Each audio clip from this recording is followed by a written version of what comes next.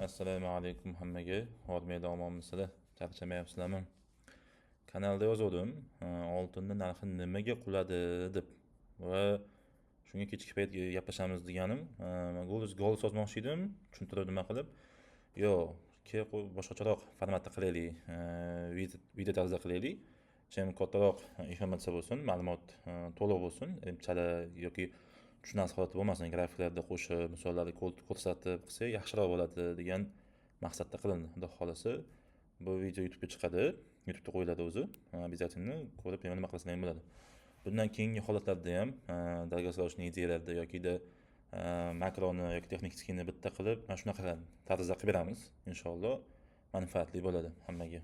Chunki hammada panikada, ko'chaga chiqsangiz ham oltin narxi oshib ketibdi yoki tushib ketib qoldi. Odamlar даже 500 minglab minus qildi yo degan narsa bo'ldi va endi kelajakda nima bo'ladi oltin narxi shu peak high nuqtasimi yoki yana tushish kerakmi yoki yana ketish kerakmi degan savollar juda ham ko'p bo'lyapti ommaning ichida. Va shu savollarga javob topamiz. O'zimiz bilgan holatimizda, o'zimiz aqlimiz yetgan holatda va faktlarga asoslanib, balki to'g'ri, balki noto'g'ridir, lekin bizdagi asoslangan faktlarimizga gapiramiz. Bo'lmasam, bismillah boshladik. O'zi nimaga panika boshlandi deydigan bo'lsak, 29 va 30 yanvar kunlari juda ham katta padeniya bo'ldi. Ya'ni dollarga nisbatan tilloni qiymati juda ham tushib ketib qoldi. O'zi oshib ketib va bunaqa katta korreksiya bo'lmagan, tarixiy korreksiya bo'lmagan, bunaqa juda tushib ketib qoldi. Endi hammada panika. Ya'ni oltin olib yeganlarda o'zi ham panika qilyapti, bu как bozor bo'lsin, boshqa narsa bo'lsin, yo o'zimizni aktivniy forex holatlarda yana long kirsa bo'ladimi yoki short trend boshlandimi degan savolga javob topamiz inshaalloh. O'zi faktni bilaylik. Nimaga oltin narxi o'sadi o'zi? Faktga asoslangan holat. Chunki shu faktlardan kelib chiqib siz oltin narxi oshadimi, tushadimi degan savolga javob topishingiz mumkin. Unaqa ko'p bas, shularni bitta ko'rib chiqamiz. Birinchi navbatda geosiyosiy beqarorlik, ya'ni urushlar, mojarolar, sanksiyalar har xil. Farqi yo'q qanaqa bo'lishidan qat'iy nazar, lekin kattaroq mojaroli urushlar bo'ladigan bo'lsa, tillar siraz reaksiya qiladi. Mana qaranglar. Moliyaviy bozorlarda ichida masalan tashqi omilga birinchi bo'lib reaksiya bildiradigan bu instrument bu tillar. Ya'ni birinchi navbatda nima beradi? Reaksiya beradi. Sirraz ishoninglar. Chunki oldin tillarning narxi tushadi, keyin siz qanaqadir ma'lumotni ko'rasizda, undan oldin ko'ra olmaysiz. Juda ham qiyin. Ya'ni sirazi qanaqadir narx tushish padeniya bo'ladi, keyin uni javobini qilayotganimiz ikkinchi kelib chiqadi. Ya'ni sirazi bo'lmaydi. Shuning uchun ham oltinni o'sha bo'lmaydigan darajada, masalan, oldindan bilishning imkoni yo'q, u tushib ketishini, ko'tarilib ketishini. Ya'ni sirazi masalan, bu insiderskiy ma'lumot ham desak bo'ladimi, shunday narsa bo'ladimi, lekin yo'q. Shuning uchun ham sirazi reaksiya qiladigan instrumentlardan bittasi shu. Va urush bo'ladimi, masalan, Ukraina urushi bilan Rossiya urushiga salkam 4 yil bo'lyaptimi yoki 3 yilmi? 2022-yil deydigan bo'lsak ham, salkam 4 yil. Nima bo'ldi? 3 yildan nima bo'ldi? 4 yil. Chunki yanvar oyida boshlangan, yanvar oyida nima bo'ldi? Ya'ni adashtirgan bo'lishi mumkin. Masalan, beqarorlikda Ukraina ham, Rossiya ham bir-biriga urush qilyapti. Zaif, aktivniy bo'lmasligi mumkin, lekin zaif bu tillarni oshishiga baribir nima qiladi? Chunki davlatlar o'rtasidagi valyuta birligi bu paytda qiziq emas. Chunki tildan keyin valyuta yo'q bo'lib ketishi mumkin, lekin tillar hech qachon yo'q bo'lib ketmaydi. Shuning uchun ham har doim geosiyosiy beqarorlikda tillarning narxi oshishiga faktor bo'ladi. Yana Falastin urushi, Isroil urushi, Amerikani katta dominantlik usuli, ya'ni o'zini bosib olish qobiliyati, boshqasi hammasi, Venesueladagi prezident nimasi, hammasi mana shuni detalni chekib ketadi va tillarning reaksiyasiga bog'liq bu narsada. Agar shu narsani kuzatadigan bo'lsangiz, katta ehtimol bilan narx oshishiga bitta faktorni bilasiz. Keyingisi inflyatsiya oshishi, pul qadrsizlanadi. Oltin inflyatsiyasi himoya vositasi hisoblanadi. Ya'ni batta endi inflyatsiya deganda faqatgina dollarga nisbatan olinadi. Chunki dollarga dominant bo'lgani uchun tilloni birga bir nimasi korrelyatsiyasi bog'liq bo'ladi. Ya'ni 2020-yildan keyingi holatda inflyatsiya juda ham oshib ketib qoldi. Chunki foiz stavka 0 bo'ldi 2020-yilda va pul pechat qilishi boshlandi va pul ommaga yetib ketdi va 0 stavkada kredit berish boshlandi. Va buni nima kelib chiqadiki, hamma pul tortishni boshladi va pul qadrsizlanishni boshladi. Ya'ni hamma xohlagan narsasini olib tashlagan, pul abroti ko'payib ketib qolgan, hamma yaxshi yashashda bo'lgan Mashina olgan, televizor olgan, sayohat qilgan, hamma detal narsalar pulga bog'liq bo'lgan. Va bu narsa nima kelib chiqadiki, pulni inflyatsiyasiga olib chiqadi. Ya'ni pul inflyatsiyasi qancha ko'paygani sari tillar narxi oshadi. Ya'ni bu narsa nima deyiladi? Inflyatsiya eng pik chiqqan payti, ya'ni 4.5 yoki undan ham oshiqroq bo'lgan paytda 2022-yildan 2022-yilgacha bo'lgan vaqtda inflyatsiya juda ham oshib bordi. Barqaror oshib bordi. Ya'ni hech qanaqa tushirishlar, e'tiborsizlik, boshqa narsasi faqatgina oshib bordi. Va bu paytda bu narsani hozir bittadan tushuntirib beraman. Inflyatsiya nimasi 2022-yilgacha oshib bordi. Endi grafiklarni nima qilmadim, faqatgina gapirib beraman. Keyingilarida masalan fundamental holatlarda yoki makro holatlarda ko'rib chiqib qilamiz. Kunda juda ham qoqtardik. Texnik tahlil sifatida bo'lmasdi.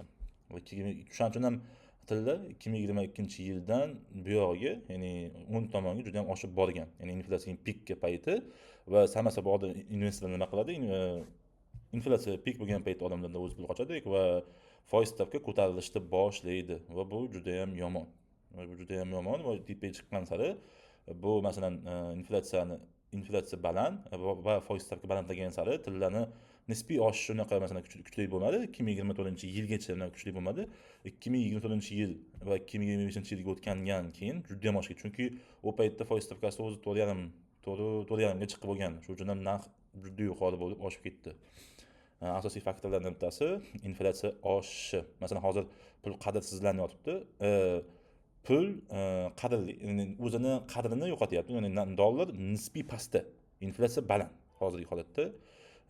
Inflyatsiyani ham o'z nimasiga pastga olib tushyaptiki, normallashtirish uchun, ya'ni o'zi yo hozir normal holatdamiz, foiz stavka tushirish kerak emas degan narsa uchun nima qilishyapti, lekin bu yolg'on. Shuning uchun ham dollarni grafikida, indeksda dollarni nimasi pastga hareket ketyapti.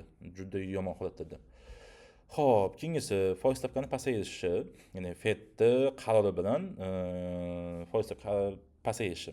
Ya'ni bu nima?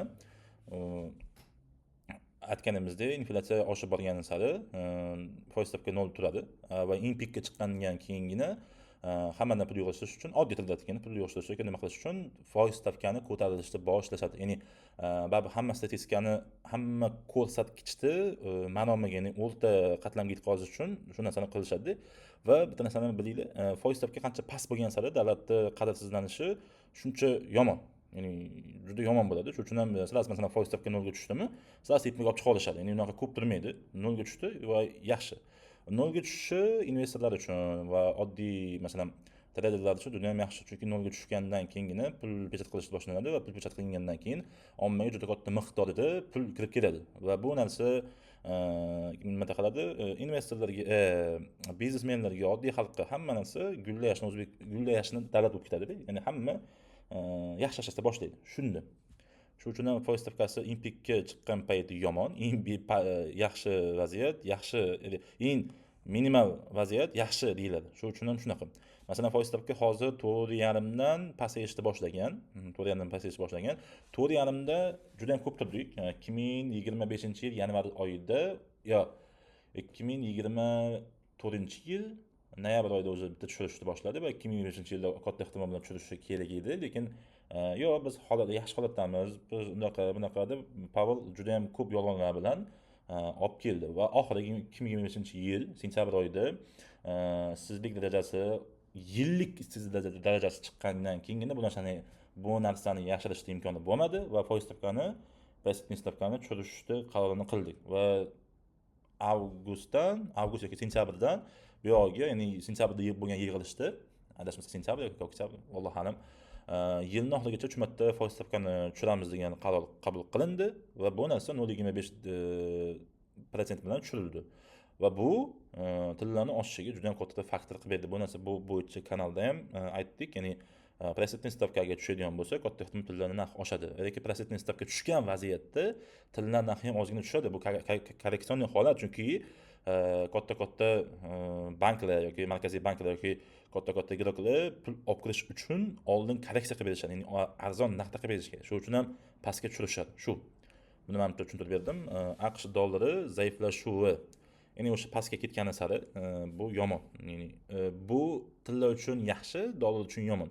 Masalan, texnik tahlil bo'yicha ham boshqa qilib turganda ham ko'rgan bo'lsanglar, salkam 4 yildan beri dollarning indeksi pastda yuribdi. Ya'ni eng minimum narxlarda yuribdi. Shuning uchun ham tilla narxi oshib boryapti. Farqi shunda. Endi hozir Donald Trump bu narsani oldini olish uchun tezroq protsentniy stavkani tushiraylik va nolga tushgandan keyin rebalans qilish uchun tezroq yo'lga qo'yaylik degan narsani qilyaptiki, lekin Powell bu narsaga hali tayyor emas. Chunki protsentniy stavka tushirish uchun ham katta miqdorda sabab kerak. O'zlari sabab kerak. Bu narsa nima? Masalan, oddiy misol 2020-yilda butun boshli karantinda unaqa bahona qilib olishgan. Xo'p, keyingi markaziy banklar oltin sotib olishi. Markaziy banklar bu miqdorda bizga aniq statistikalar bu masalan keyinchalik beriladi, lekin real taymda bu berish qiyin. Masalan, oddiy misol ko'rsanglar, dunyo bo'yicha eng katta hozir import qiladigan davlat bu Xitoy. Juda katta miqdorda import qilyapti, ya'ni sotib olyapti, o'ziga kirgizyapti. Shuning o'zidan siz bilishingiz mumkin, davlatlar bekorga oltin sotib olmayapti. Bunga sabab nima deydigan bo'lsak, bunga sabab oddiy. Ya'ni dunyoda dollarni dominantini yo'qotish. Sabab shu, chunki kimda ko'p oltin bo'lsa, o'sha dominant sifatida yurishi mumkin. Chunki Amerika ham dollarga kirgizib turganda oltinga nisbatan dominant edi. Va nima dedi? Oltinni sizlar o'tkazinglar, chunki nomdan britanskiy funt edi. Britanskiy funt edi.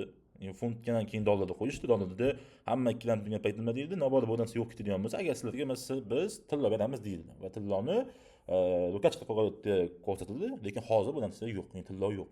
Shuning uchun Xitoylar, Rossiya, Turkiya kabi davlatlar katta miqdorda o'ziga import sifatida tilla sotib olyapti. Ya'ni o'zida ham chiqadi, lekin o'ziga nima qilyapti? Chunki shu dominantni olish uchun va dollarni yer yuzidan chiqarib olish uchun. Lekin bu juda ham qiyin. Bozordagi qo'rquv, ya'ni risk on va risk off masalasi bor. Bu ko'proq investitsiya masalaga to'g'ri keladi. Ya'ni risk on bor, risk off bor. Risk off ko'pincha protsentniy stavka pik paytda yoqiladi. Bu nima deydigan bo'lsa, protsentniy stavka juda pik paytda riskli aktivlardan yaqinlashish mumkin emas.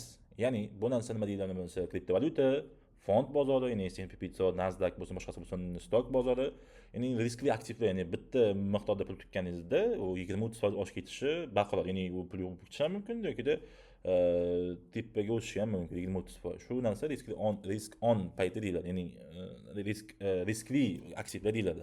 Endi risksiz aktivlar deyilgan nima nazarda tutiladi deyilsa, ko'proq holatlarda masalan metal yoki valyuta birliklari shu nazarda tutiladi ko'pincha. Lekin eng pikda turgan masalan obligatsiyalar, eng pikda turganlardan bittasi bu oltin. Chunki oltin hech qachon yo'q bo'lib ketmaydi. Keyin masalan fond moliyaviy bozorlarda nimasi bir gap borki, oltin bu Xudoni bir bizga bergan ne'mati va bu narsa hech qachon yo'q bo'lib ketmaydi. Ya'ni puli degan ma'noda beriladi. Shuning uchun ham bunga qattiq qarashadi. Risk off ga o'tgan paytda ko'pincha tildagi pul olib kirishi juda ham ko'p bo'ladi. Masalan 2020-yildan buyog'iga risk on yoqildi. Chunki nimaga 2020-yilda risk on yoqildi? 2020-yil 17-mart yoki 20-martda Powell ketib, protsentniy stavkani unda kimniki shunaqa nolga tushirib qo'ydi. Nolga tushirgan paytda protsentniy stavka 0 va hamma panikada, lekin katta banklar, katta investitsion hedge fondlar bu narsani sotib olishni boshladi. Ya'ni risk on payti. Va o'shandan ko'ringlar, Bitcoin qanaqa o'sib ketib qolgan. Ya'ni o'zimdek o'ylab qo'yasizlar, panika. Chunki butun boshli yerda dunyoda karantin bo'lyapti, lekin katta hedge fondlar yoki katta investitsion banklar bu narsani nima aktivlar olish boshladi. Chunki nimaga protsentniy stavka 0. Ya'ni pul bejat qiladigan bo'lsa ham 0 miqdorda nima qilinadi. Tushunyapsizlar? Shuning uchun ham katta любой nimalar bunga pul kiradi. Ya'ni talab va taklif spekulativ basbatda. Spekulativ deganda bitta tekisda olib yuradigan. Bitta talab juda oshib ketib qoladi va taklif keskin qimmat bo'lishni boshlaydi. Shunda ko'pincha nima qiladi? Ko'pincha 2020-yildan 2022-yilga nimaga risk on olindi desa, risk on qachon o'chadi? Qachonki oddiy nimasi, men tushuntiring, o'zi aslida faktorlar ko'p, lekin oddiysi inflyatsiya eng pikka chiqqan payti risk on o'chadi. Ya'ni inflyatsiya eng pikka chiqqan payt risk on o'chadi. Shu yerda ham bitta nimani ko'ringlar, grafikda imminni nimanikini, inflyatsiyanikini 2022-yil eng pikka chiqqanda, undan keyin risk on nima qilingan, o'chirilgan. Undan keyin risk off'da 23dan 24dan sekin yoqishni boshladi, chunki protsentniy stavka eng pikka chiqishni boshladi. Ya'ni to'g'ri juda tez chiqdi. Va shunda masalan to'g'ri eng piki. Yo'g'ini biz nima qilmaganmiz, hali ko'rmaganmiz. prosentni stavkani 4,5 ga chiqtirgani bu risk off payti. Ya'ni investorlar o'zini pulini qanaqa saqlaydi? Masalan, tasavvur qilaylik. Valyuta nimasi olib qo'yadi? Masalan, dollarga olib qo'yadigan bo'lsa, dollar zaiflashyapti. Ya'ni inflyatsiya hisobiga, boshqa hisobiga nima qilib berishi mumkin? Masalan, obligatsiyalar, bondlar bu eng xavfsiz. Ya'ni prosentda unaqa katta emas, unaqa katta pul olib kelmaydi, lekin stabilniy turadi. Ya'ni u pul yo'q bo'lib ketmaydi. Tillarda, obligatsiyada, fond nimalarda, bondlarda shu narsa kelib chiqadi, ya'ni metallarda. Shuning uchun ham risk off paytda bozorda qo'rquvlar nima dedi? Masalan, stok bozor qulayapti. Indeks bozor, masalan, fond bozor qulayapti. Nimaga pul tikish kerak? Bondga yoki tilloga? Eng minimal, eng yaxshi foyda olib keladigan tilla hozir. Chunki deposit bo'lgan bo'lsa 20-30% katta miqdorda bo'lishi mumkin. Shuning uchun ham katta ob'yom tillaga olib kelishadi. Va shuning uchun ham bozorda qo'rquv, ya'ni qo'rquv bo'lgan panika boshlangan paytda tillaga pul kirishni boshladi. Ya'ni kriptovalyuta qulaydi, boshqa narsa ham qulaydi, lekin tilda narx oshib boradi. Endi buni oddiy masalan eslatamaman. Masalan, hozirgi paytda prosentniy stavka 1 minut. Mana shu yerda qo'ygan edim. Prosentniy stavka 3.75, to'g'rimi? 3.75 dan to 2 gacha bo'lgan vaziyatda risk on yoqilish juda ham qiyin. Даже 0 ga tushishgacha nimaga 2 deyapman? Chunki 2 nimalar, masalan, o'rta nimasi deydik, undan keyingi endi tepaga ketadimi yoki pastga tushadimi degan narsa faktorda o'sha 2 dan keyin gaplashamiz. Shuning uchun ham risk on yoqilishigacha bo'lgan vaziyat yoki 2 yoki 0. Shungacha bo'lgan vaziyatgacha risk off bo'ladi. Ya'ni o'shangacha bo'lgan vaziyatda nima tiladi? Long trendni ko'rsak bo'ladi. Shuning uchun mana sizlarda 6 ta faktor. Lekin hozirgi holatda 6 ta faktor bormi, yo'qmi degan savolga javob topamiz. Buni oxirgi navbatda kelamiz. Masalan, nimaga bundan kelamiz degan, ya'ni o'sadimi yoki tushadimi degan faktorda keladigan bo'lsak, oldin nimaga qulaganini bitta gaplashaylik, keyin bunga qaytamiz asosan. Xo'p. Endi unda nimaga 29-30 kunlari nega oltin quladi? Ya'ni yaxshigina quladi, chunki tarix bo'yicha bunaqa qulash ko'rmaganmiz. Ya'ni 16%, 17%. Почти 924 dollar hisoblanadi. Ya'ni men Texasda va boshqada Pepsi hisoblamayman, umumiy dollar dedi. Bu juda ham katta, juda katta. O'zi yaqinda dekabrdan, ya'ni noyabrdan bu narsani ko'radi. Ya'ni bunaqa tushish juda ham katta va rekord o'rnaydi, lekin buni juda katta rekord o'rnaydi. Unda $415 ekan yoki-da 300 qancha dollar dedi, lekin bu qulash juda ham xavfli qulash bo'ldi. Ayrim odamlar uchun nimaga deyapman? Chunki hamma panika qila boshladi. Nimada? Salkam 40%. Kumushdi. Bu ham juda katta miqdorda nima. Endi bu o'zi paranormal holatmi? Sell trendga o'tdimi yoki-da long trendga o'tdimi deydigan bo'lsak, oddiy narsa. Narxda juda ham katta miqdorda o'sib ketdi va korreksionniy holati juda ham kam bo'lyapti va korreksionniy holatda oddiy bitta nimasi bu bo'ldi. Ya'ni korreksiya xolos bu. Hech qanaqa narx sell trendga o'tganimiz yoki buy trendga tasdiqlaganimiz bo'ldi, xolos bu. Sell trend yo'q. Chunki har doim trendda buy trend ketmaydi-ku. To'g'rimi? Buy trend deyman.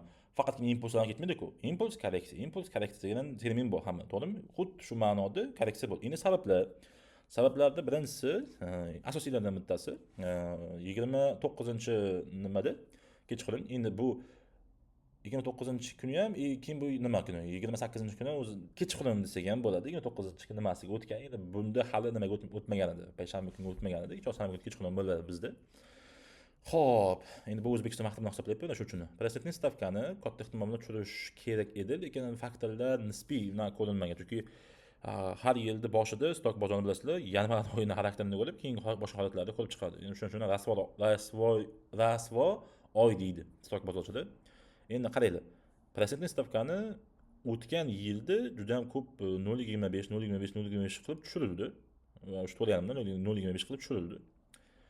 Va yanvar oyida ham shu narsa tushirilishi kerak edi, lekin jimjit. Statementni ko'rdik. Bu yilda hali nima deydigan bo'lsa, Powell o'zi aytdiki, hozirgi holatimiz juda ham normal holat. Bunaqa oddiy tushuntiraman, normal holat. Bunaqa prosentniy stavkani tushirishga men hali sabab ko'rmadim. Shuning uchun ham hali kutamiz. Qanaqa yangiliklar bo'lsa bo'lishamiz dedi. Shuni o'zi bozorga kakachilarni olib kirdi. Ya'ni nimaga? Prosentniy stavkani barqarorligi, ya'ni prosentniy stavkani kechiktirilishi tillarga katta ta'sir qiladi, chunki kechiktirilgan vaziyatda shu masalan keyingi 2 oyda bo'ladi-ku, keyingi oygacha yoki hozirgacha boshqa riskli aktivlarga 80% pul tikishiga yoki masalan bitcoin hozir minimum narxlarda yuribdi. Shuncha pul tikishiga pul yechib olinadi. Tushunyapsizlarmi? Yechib olinadi. Ya'ni qisqa muddatda bo'lsa ham yoki masalan o'rta muddatda bo'lsa, o'rta muddat ham bu bir oy yoki 2-3 hafta degan masala. Shuning uchun ham bundan pul chiqdi. Ya'ni tillada oddiy misolda pul chiqdi va buning nomi profit taking. Ya'ni oddiy tilda aytganda foydani yopish. Ya'ni katta banklar prosta tillani sotdi. Shuning uchun ham bizga bu narsa qizil candlelar bilan, masalan qora candlelar bilan ko'rildi. Qora candlelar bilan ko'rildi va bu narsa yana ham narxni olib kirish uchun, ya'ni ob'em olib kirish uchun va ozgina talabni oshirish uchun. Masalan, hozirgi holatda tillarning narxi spekulativ tarzda oshgani yo'q. Ya'ni bir xil shablon oshgani yo'q. Faqat talabga qarab oshib ketyapti. Ya'ni talab bo'lyapti, taklif qimmatlashyapti. Talab bo'lyapti, taklif qimmatlashyapti. Talab bo'lyapti, taklif qimmatlashyapti. Faqat mana shu narsa bo'yicha ketyapti. Endi ikkinchi faktori Donald Tramp markaziy bank raisini almashtirmoqchi bo'ldi. Masalan, Powellni juda ko'p marta aytyapti, sotga berdi, boshqasi qildi. Oshdi qilyapti-yu, 2026-yil may oyida o'zi kontrakt tugar ekan, adashmasam, tugar ekan va bu narsa ketishi kerak ekan va shunga nomzodlarni ko'rish boshladi va bunga Kevin Warsh katta ehtimol bilan nomzod qilindi va bu odam Trump o'zini anaqasi odami, shu uchun ham bozorda katta xarakterli vaziyatlar boshlandi. Endi kimdirlar hamma har xil. Kimdir Powellni o'zini prezident stavkani tushirishni kechiktiryapti deydi, kimdirlar Kevin Warshni prezident stavkani sirozga tushiradi. Endi bu Donald Tramp o'zini odam bo'lgani uchun unga chapga qilishi mumkin. Shuning uchun ham hamma negativni tarzda turibdi, lekin men masalan nima qila olmayman. Shuncha payt masalan dodani gaplanish nima qiladi, lekin bu ketish ehtimoli bor ekan. Bundan keyingi holatda nomzod, birinchi navbatli nomzod Kevin Warsh. Shuning uchun ham bozor yaxshigina reaksiya qildi bu holatda. Prezident stavkani bu odam tushiradimi, yo'qmi? Endi o'tirgandan keyingi vaziyatni bilamiz. Kimdirlar masalan Twitterda ko'rdim, boshqasi qildim. Bu prezident stavkani tushirmaydi, navbatda ko'taradi. Shuning uchun tillarning narxi tushib ketdi, deyapti. Yo'q, bunga ishonish juda ham qiyin, chunki prezident stavkani hozirgi holatda ko'tarish uchun juda ham katta nima kerak? Masalan, inflyatsiya oshib ketishi, xullas, juda ham g'alati vaziyatlar. Xo'p, endi savol, oltin narxi oshadimi, o'zi oshmaydimi degan savol kelishi mumkin. Nimani hamma tushunib oldim menimcha, prezident stavka nimani oltin narxi nimaga tushgandi? Bu paranormal holat. Bu oddiy korreksiyaning nisbi. Chunki juda ham katta impulslarni chiqib ketgani uchun bu bunaqa qulash kerak edi va bu qulash biz uchun yaxshi. Chunki sizlarga target sifatida deb mana hayni all time highda urishdi. Yana bitta nima narsa berish mumkin. Mana bu narsa bor-ku, bitta maqol bor. Oltin narxi 2 qadam orqaga, 10 qadam oldinga deydi-ku. Shu terminda nima qilsak bo'ladi. Xo'p, endi oltin narxi yana oshadimi degan savoliga javob topamiz. Xo'p, birinchi navbatda Federal Reserve, ya'ni foiz stavkasini pasaytirishini signalini berish kerak. Ya'ni bunga 3-4 faktorlar bor. Asosiy faktorlardan bittasi masalan bu hafta chiqadi. Unemployment, ya'ni ishsizlik darajasi yuqori bo'ladimi yoki past chiqadimi? Katta ehtimol yuqori bo'ladigan bo'lsa, bu narsani mana qaranglar, asosiy foiz stavkani tushirgan narsa inflyatsiyaga ham qaraydi, lekin ularning eng katta nimasi ishsizlik darajasi katta bo'lgan sari prezident stavkani tushirib bo'ladi. Shuning uchun ham unemployment juda ham katta rol o'ynaydi bu narsada. Endi GDP ham nisbiy paranormal chiqdi, shuning uchun ham unaqa важный emas, lekin bu oydagi masalan bu mana fevral oyida chiqadigan bilasizlar, unemployment har doim bir oy orqada yuradi. Va yanvar oyida unemployment chiqish kerak va shunga qarab ish tutamiz. Agar katta chiqadigan bo'lsa, katta ehtimol bilan Federal Reserve stavka tushirishda signal sekin beradi va shundan keyin biz bilishimiz kerak o'zi oshirishi uchun. Agar mana shuni albatta ishoninglar, foiz stavkani bo'ldi tushirdik, 0.25 tushirdik deganda narx masalan, mana qaraydi, oddiy misol senariy aytaman. Federal Reserve stavka tushirdik deb masalan qaror chiqdi va qaror bo'lgandan keyin tillar narxi hech qachon bitta oshib ketib qolmaydi. Shuni ham bilib qo'yinglar. Bir kun yoki 2 kun holat qanaqadir katta ayban qilguncha turadi, undan keyin oshishni boshlaydi. Shu narsaga tayyor bo'ling. Kimdirlar agar hozirgi holatda foiz stavkani tushirishdi yoki tushirgan kuni narx oshib ketadi deb yana bay qilib nima qilmasin. U ham juda ham nima, chunki prezident stavka tushirilgandan keyin 1-2 kun nima kerak deydigan bo'lsa, investorlar uchun yoki qanaqa moliyaviy institutsional holatlar uchun ham kerak. Tushunyapsizlarmi? Shuning uchun ham vaqt kerak bo'ladi. Xo'p, ikkinchisi geosiyosiy beqarorlik juda ham muhim. Masalan, hozirgi holatda Donald Tramp nagri Eronga ochamiz degan narsani qildi. Venesuelani nimani ko'rdinglar, prezidentning o'g'li ketganini. Bu hech kim masalan ochiqdan ochiq o'g'irlik qilindi va hech kim na NATO yo na BMT hech kim nima qilgani yo'q. va shuni o'zini ham biz şeyda bo'ladi, geosiyosiy holat beqaror. Juda ham g'alati va juda ham panikali. Masalan, Rossiya Ukraina urushi stabilni va Isroil bilan hozirgi holatda va yaqinda Xitoy bilan bo'lyapti. Yaqinda deyman, hozirgi holat bugungi nima qiladi? Xitoy bilan bo'ladi, lekin aniq bitta mana ko'rganim, shuning uchun qo'shmadim. Agar masalan urush bo'ladigan bo'lsa, katta ehtimol bilan bu ham turtki berishi mumkin. Chunki ikkita uchta faktorlarga asoslangan holatda bo'ladigan bo'lsa, bu narsani qilishimiz mumkin. Keyingisi AQSh dollarining zaiflashuvi, ya'ni DXY qulashi. Hozirgi holatda ko'rgan bo'lsanglar, katta impulslarni pastga tushgani uchun korreksiya beradi nima dollar va FVG narx kelyapti.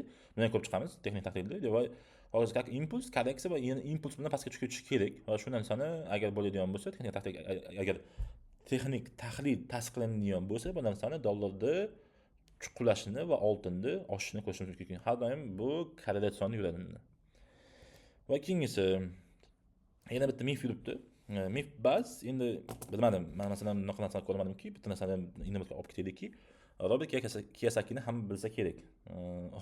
Boyota kambag'al emas, xullas.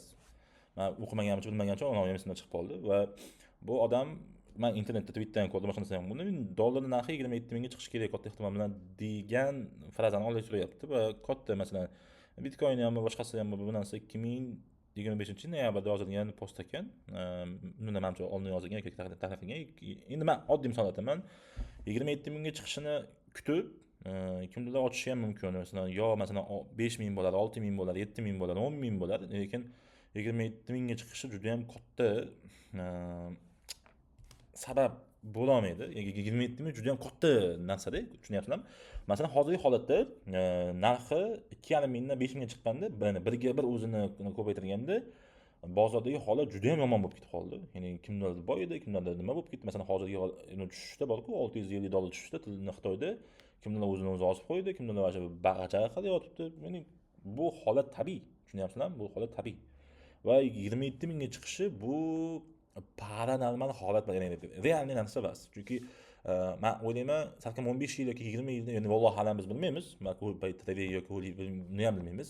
Lekin endi agar analiz qilasiz-ku, analiz qilganingizda 15-20 yilda bu narsani bo'lishi ehtimoli juda ham past. Ya'ni imkoni yo'q narsalardan bittasi. Chunki 27 ming yoki 25 mingga chiqdi degani dollarda eng pik narxi, eng pikning, eng minimum narxda bo'ladi va dollar yo'q ketgan vaziyat bo'ladi. Fond bozori juda ham katta miqdorda qulaydi. Ya'ni fond bozori yetik taraf oshmaydi, chunki risk on payti bas, risk off payti. Bunaqa vaziyat bo'lishi uchun prosentniy stavka vash o'nchaq qolishi kerak, lekin bu yo'q.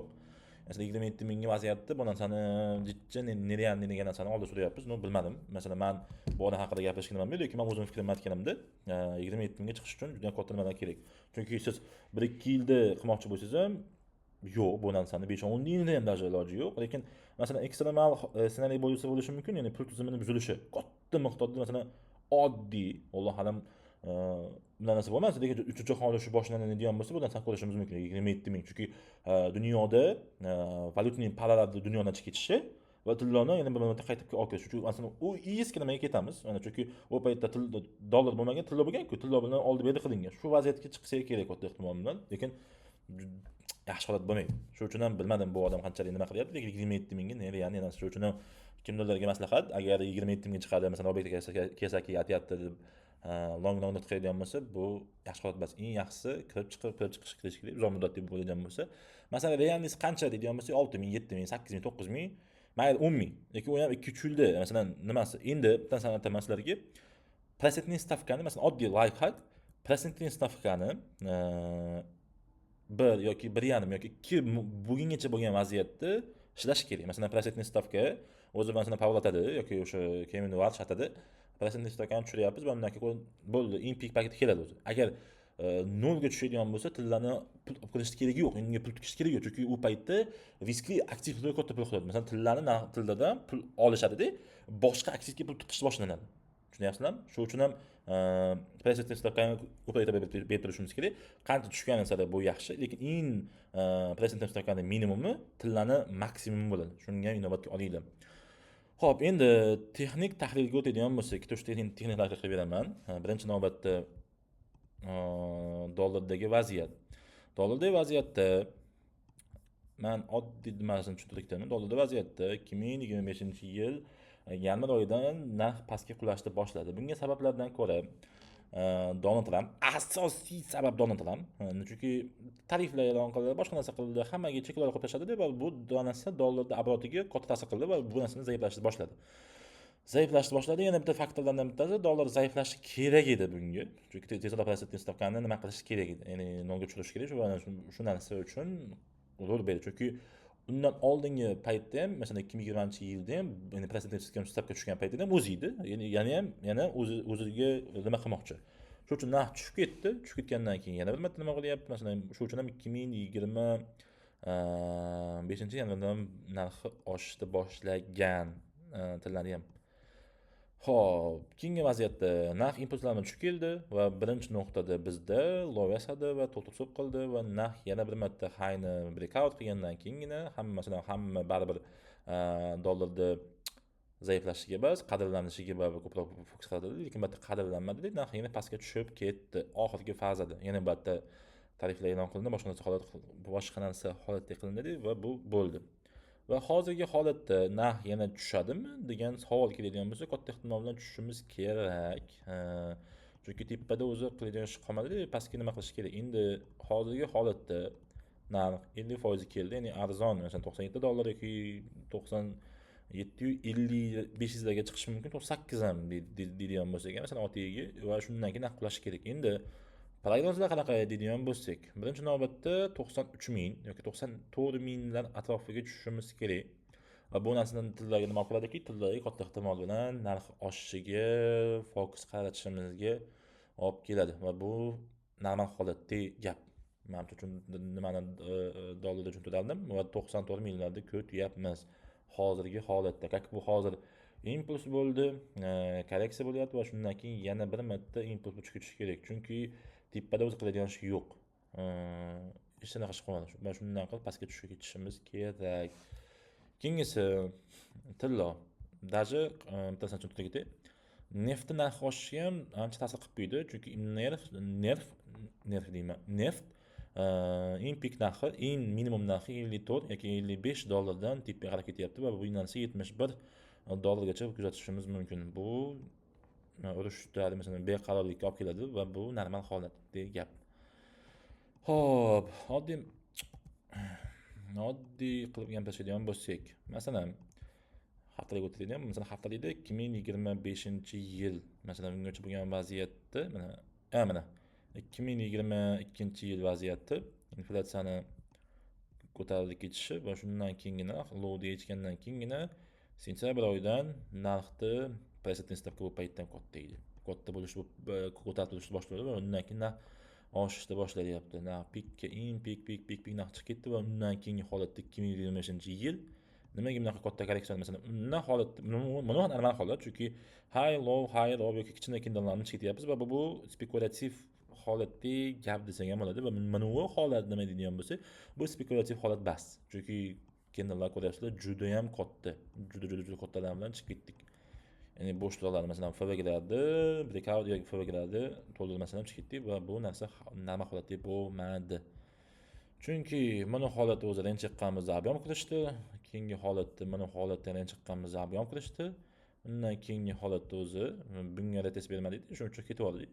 Va hozirgi holatda nima kuzatishimiz mumkin deydigan bo'lsak, katta ehtimol bilan hali ham long trenddamiz. Hech qachon deyman. Hali paka sell trendga o'tmadik. Kimlar agar sell qilib turgan bo'lsa bilmadim, lekin sell trendga o'tmadik.